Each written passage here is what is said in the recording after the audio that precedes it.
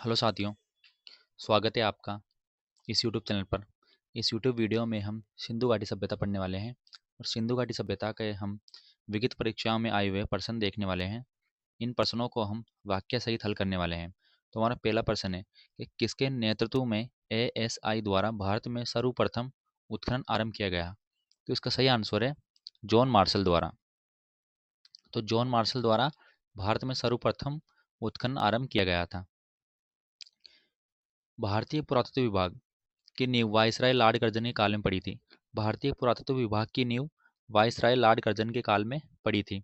1861 में कनिंघम के निर्देशन में 1861 में कनिंघम के निर्देशन में भारतीय पुरातत्व सर्वेक्षण विभाग की स्थापना की गई और एएसआई का प्रकाशन अलेक्जेंडर कनिंघम प्रथम महानिदेशक द्वारा आरंभ किया गया था।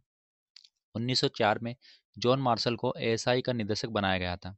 यानी जॉन मार्शल को 1904 में एएसआई का निदेशक बनाया गया था। उन्होंने भारतीय पुरातत्व सर्वेक्षण के संस्मरण नामक नई श्रृंखला का प्रकाशन भी आरंभ किया था, जो सर्वप्रथम 1919 में प्रकाशित हुई थी। जॉन मार्शल के नेतृत्व में एएसआई द्वारा भारत में सर्वप्रथम उत्खनन आरंभ किया गया। अगला प्रश्न है, मोहनजोदड़ो एवं हड़प्पा की पुरातात्विक खुदाई के प्रभारी कौन थे। इन मोहनजोदड़ो और हड़प्पा की खुदाई भी उसके प्रभारी कौन थे। तो उसके प्रभारी थे सर जॉन मार्शल। सिंधु घाटी सभ्यता के किस स्थान की सर्वप्रथम खुदाई की गई थी। तो ऑप्शन है मोहनजोदड़ो, कालीबंगा, हड़प्पा या लोथल। तो सिंधु घाटी सभ्यता के सर्वप्रथम खुदाई की गई थी हड़प्पा की। अब हड़प्पा के बारे में हम थोड़ा वाक्य पढ़ने वाले हैं कि हड़प्पा के टीले का सर्वप्रथम उल्लेख 1826 ईस्वी में चार्ल्स मेसन ने किया था। यानी हड़प्पा के टीले का उल्लेख सर्वप्रथम किसने किया था? चार्ल्स मेसन ने किया था 1826 में। 1912 में जे.एफ. फिलिट ने यहाँ से प्राप्त की गई सामग्रियों पर रॉयल एशियाटिक सोसाइटी द्वारा प्रकाशित पत्रिका में एक लेख प्रकाशित किया। जनरल कनिंघम ने 1853 तथा 1873 में इसका सर्वेक्षण किया और कुछ पुरावस्तुएं प्राप्त की। कनिंघम एवं फ्लीट हड़प्पा के पुरातत्व महत्व का सही मूल्यांकन करने में असमर्थ रहे। यानी अलेक्जेंडर कनिंघम और जे.एफ. फिलिट हड़प्पा की पुरातत्व का सही मूल्यांकन करने में असमर्थ रहे। तो इसके बाद 1921-22 में सर जॉन मार्शल के निर्देशन में दयाराम साहनी द्वारा इसका पुरातात्विक महत्व को उजागर किया गया। किस जिले में मोहनजोदड़ो स्थित है? ऑप्शन है लरकाना, मोंटगोमेरी, सिंध या उधमपुर। तो इसका सही आंसर है लरकाना। लरकाना में मोहनजोदड़ो स्थित है। पाकिस्तान के सिंध प्रांत के लरकाना जिले में सिंधु नदी के तट पर स्थित मोहनजोदड़ो राखलदास बनर्जी द्वारा उत्खनित। यानी मोहनजोदड़ो का उत्खनन करता है राखलदास बनर्जी, जिन्होंने 1922 में मोहनजोदड़ो का उत्खनन किया। अनेक वस्तुएं प्राप्त हुई है, जिसमें कुबड़ वाले बेल, यानी मोहनजोदड़ो से कुबड़ वाले बेल की आकृति प्राप्त हुई है। और सिंधु सभ्यता के अवशेषों में मोहनजोदड़ो में विशाल स्नान घर भी विश्व प्रसिद्ध है। यानी मोहनजोदड़ो से विशाल स्नान घर के साक्ष्य भी मिले हैं। निम्न स्थानों में से किस एक स्थान पर सिंधु घाटी सभ्यता से संबंधित विख्यात वर्षभ मुद्रा प्राप्त हुई है? तो सिंधु घाटी सभ्यता संबंधित विख्यात वर्षभ मुद्रा प्राप्त हुई है मोहनजोदड़ो से। वह सील जिस पर एक योगी की आकृति बनी हुई है, जो पशुपति शिव जैसी दिखाई पड़ती है, ये किस सभ्यता से प्राप्त हुई है?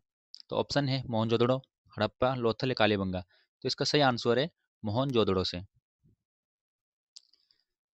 सिंधु घाटी के लोग पशुपति शिव की पूजा करते थे। यानी सिंधु घाटी के लोग पशुपति शिव की पूजा करते थे। इसका प्रमाण हमें मोहनजोदड़ो से प्राप्त एक मोहर मोहर में मिला है, जिस पर योगी की आकृति बनी हुई है। उस योगी के दाईं ओर चीता, हाथी तथा बाईं ओर गेंडा एवं भैंसा चित्रित किए गए हैं। योगी के सिर पर एक त्रिशूल जैसा आभूषण है तथा इसके 3 मुख हैं। मार्शल महोदय ने इसे त्रिमुख शिव से संबंधित किया है। यानी मार्शल महोदय ने इसे त्रिमुख शिव से संबंधित किया है। इसके अतिरिक्त बहुत सी प्रस्तर लिंग की आकृतियां भी प्राप्त हुई है, जो शिव की पूजा से संबंधित की जाती है। मोहनजोदड़ो से प्राप्त पशुपति की मोहर पर निम्न में से कौन सा पशु उत्कीर्ण नहीं है? तो मोहनजोदड़ो से प्राप्त पशुपति की मोहर पर हाथी भी उत्कीर्ण है, गेंडा भी उत्कीर्ण है, बाघ भी उत्कीर्ण है, जबकि बेल इस पर उत्कीर्ण नहीं है। तो हमारे क्वेश्चन का आंसर भी यही होगा, बेल। हड़प्पा सभ्यता से प्राप्त पशुपति मोहर संबंधी निम्नलिखित कथनों पर विचार कीजिए। यह मोहनजोदड़ो से प्राप्त हुई थी। इस पर योगी की मुद्रा में एक मानवीय आकृति का चित्रण हुआ है। मार्शल ने इसे आदि शिव की संज्ञा दी है। यह 6 प्रतीकों वाला एक चित्रात्मक अभिलेख इस मोहर पर उत्कीर्ण हुआ है। यानी हमें हड़प्पा सभ्यता से प्राप्त पशुपति मोहर के बारे में पूछा गया है। तो इसके चारों ऑप्शन ठीक हैं। यहाँ ये मोहनजोदड़ो से प्राप्त हुई है, यानी पशुपति की मोहर मोहनजोदड़ो से प्राप्त हुई है। इस पर योगी की मुद्रा में एक मानवीय आकृतिक चित्रण हुआ है, यह बिल्कुल सही है। मार्शल ने इसे आदि शिव की संज्ञा दी है, तो यह भी बिल्कुल सही है। 6 प्रतीकों वाला एक चित्रात्मक अभिलेख भी इस मोहर का उत्कीर्ण हुआ है, तो यह बिल्कुल सही है। तो इसके चारों ऑप्शन ठीक है। निम्नलिखित में से किस सैंधव स्थल का नगर 3 भागों गढ़ी, मध्य, निचला भाग में विभक्त था? तो इसका सही आंसर है धोलावीरा।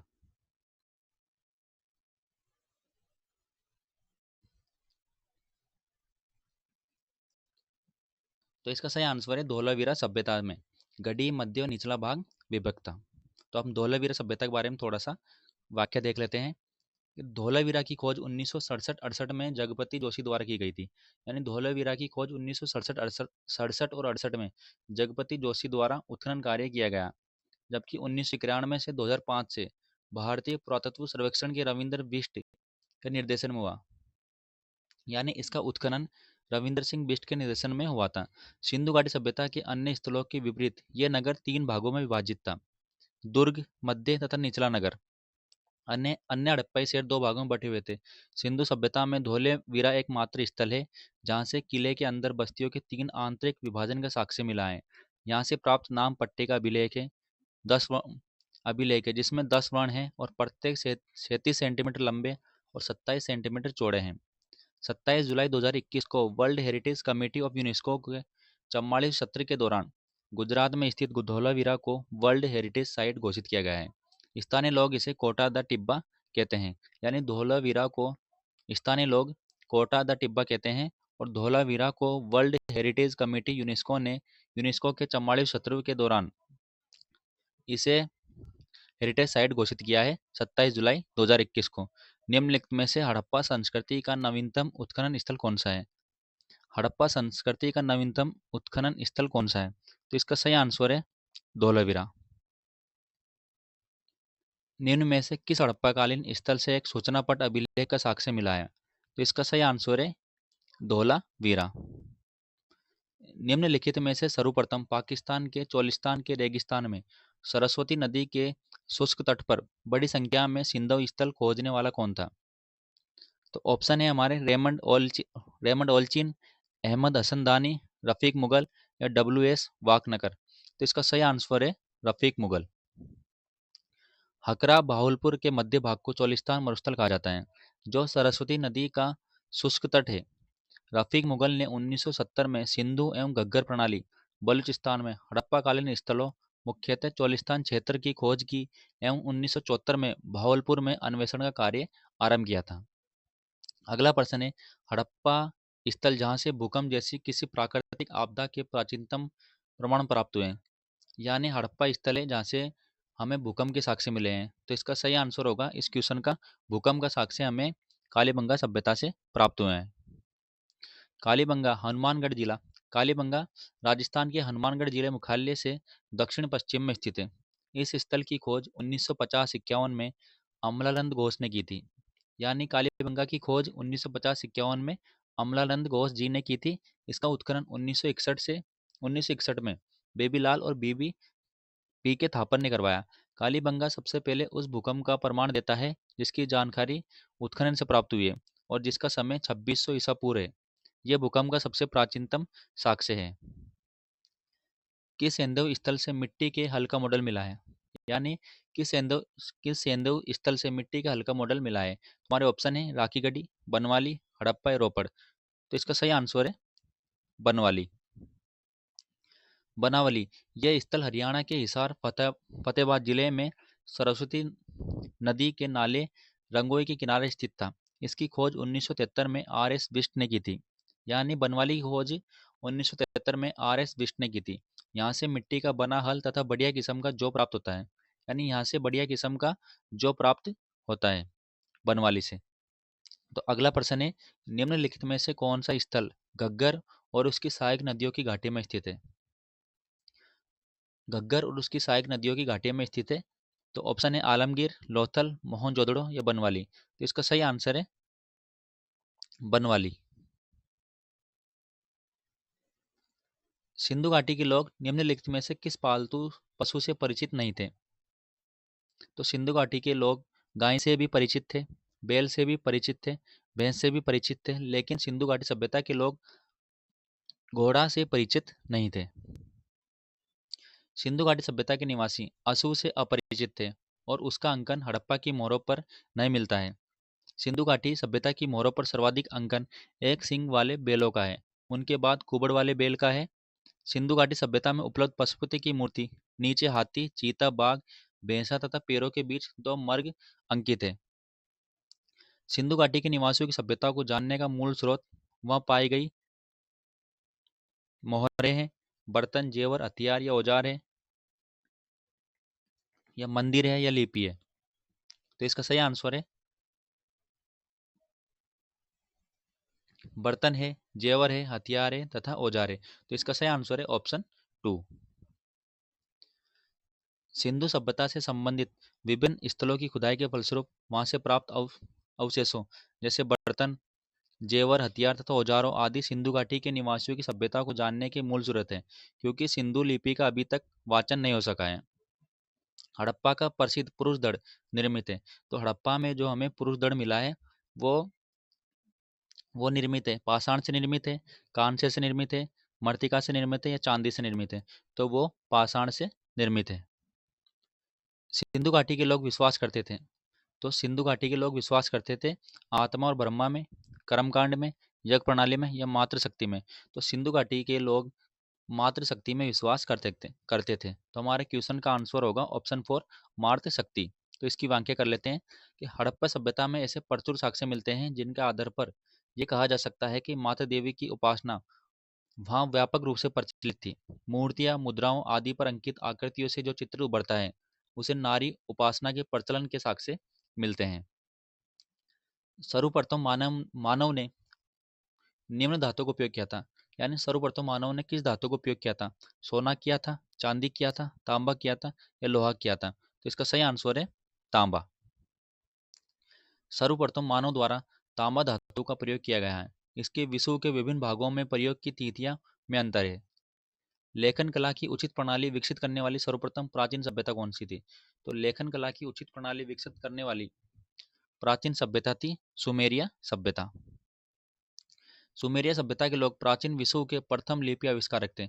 यानी सुमेरिया सभ्यता के लोग थे वे प्राचीन विश्व के प्रथम लिपि आविष्कारक थे। इनकी प्रारंभिक लिपि का स्वरूप अत्यंत सरल एवं आदिम था। सुमेरिया की क्यूनिफॉर्म लिपि को सामान्यतः प्राचीनतम लिपि माना जाता है। यानी सुमेरिया की लिपि थी क्यूनिफॉर्म लिपि थी जिसको प्राचीनतम लिपि माना जाता है। रंगपुर जहाँ हड़प्पा की समकालीन सभ्यता थी वह कहाँ थी? रंगपुर जहाँ हड़प्पा की समकालीन सभ्यता थी वह कहाँ थी? तो रंगपुर थी सौराष्ट्र में। 1954 में ईस्वी में अहमदाबाद के सौराष्ट्र में भादर नदी के तट पर रंगनाथ नाव ने इस सभ्यता की खोज की थी। यानी 1954 में अहमदाबाद के सौराष्ट्र में भादर नदी के तट पर रंगनाथ नाव ने इस सभ्यता की खोज की थी। यहाँ चावल की भूसी के साक्ष्य मिले हैं। यानी रंगपुर सभ्यता से चावल की भूसी के साक्ष्य मिले हैं। अगला प्रश्न है, कौन सा हड़प्पा स्थल हरियाणा में स्थित है? तो कौन सा हड़प्पा स्थल हरियाणा में स्थित है? तो धोलावीरा तो गुजरात में है, धोलावीरा गुजरात में है। कालीबंगा राजस्थान में, आलमगीरपुर उत्तर प्रदेश में, जबकि राखी गढ़ी हरियाणा में। तो हमारे क्वेश्चन का आंसर होगा राखी गढ़ी। राखी गढ़ी हरियाणा के हिसार जिले में घग्गर नदी के पर स्थित है। इस स्थल खोज 1969 में सूरज भान ने की थी। इस स्थल की खोज 1969 में सूरज भान ने की थी। सिंधु घाटी सभ्यता का बंदरगाह था। तो सिंधु घाटी सभ्यता का बंदरगाह था सिंधु घाटी सभ्यता का बंदरगाह था तो सिंधु घाटी सभ्यता का बंदर था लोथल।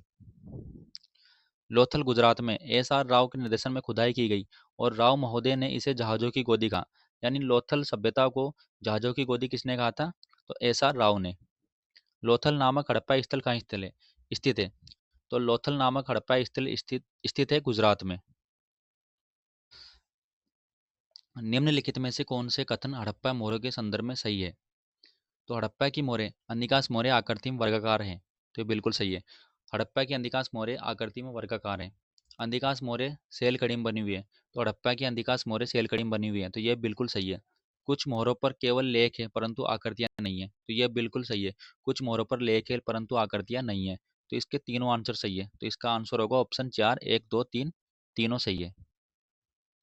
हड़प्पा काल की मुद्राओं के निर्माण में मुख्य रूप से सेल कड़ी का प्रयोग किया गया है। यानी हड़प्पा काल की मुद्राओं पर मुख्य रूप से सेल कड़ी का प्रयोग किया गया है। इसके अतिरिक्त मिट्टी, चट, गोमेद आदि का प्रयोग किया जाता है। अधिकांश मुद्राएं आकृति में वर्गाकार है। किस हड़प्पा स्थल से एक साथ दो फसल उगाए जाने के साक्ष्य मिले हैं? तो एक साथ दो फसल उगाए जाने के साक्ष्य मिले हैं कालीबंगा से। कालीबंगा में जुताई आड़ी तिरछी क्रॉस जुताई की जाती थी, जिससे दो फसलों के एक साथ बोए जाने का अनुमान लगाया जाता है। यानी कालीबंगा सभ्यता में क्रॉस जुताई की जाती थी, यानी आड़ी तिरछी फसल उगाई जाती थी। तो इसके साक्ष्य हमें मिले हैं कालीबंगा से। हमारा अगला प्रश्न है, निम्नलिखित में से कौन एक हड़प्पा संस्कृति की सुदूर पश्चिम बस्ती थी? तो इसका सही आंसर है सूत कांगेडोर।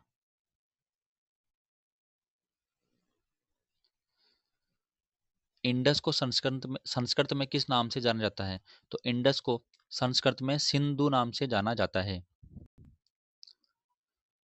निम्नलिखित स्थलों में से कौन से स्थल पाकिस्तान में स्थित है? तो इसमें मोहनजोदड़ो पाकिस्तान में स्थित है। हड़प्पा भी पाकिस्तान में स्थित है, जबकि धोलावीरा तो गुजरात में स्थित है। तो हमारा पहला ऑप्शन तो गलत हुआ। तो इसका सही आंसर होगा ऑप्शन 3।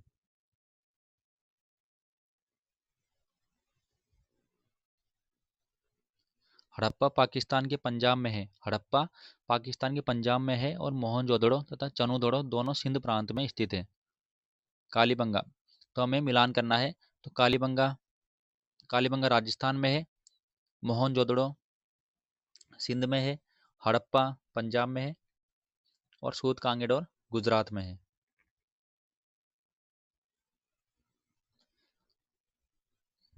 फिर मिलान से प्रश्न है जो स्कूल व्याख्याता भर्ती में पूछा गया था। तो पहला है हड़प्पा। तो हड़प्पा से हमें प्राप्त हुआ है समाधान R37। तो लोथल से प्राप्त हुआ है गोदीवाड़ा। कालीबंगा से प्राप्त हुआ है जूता हुआ खेत। और मोहनजोदड़ो से प्राप्त हुई है नर्तकी की मूर्ति।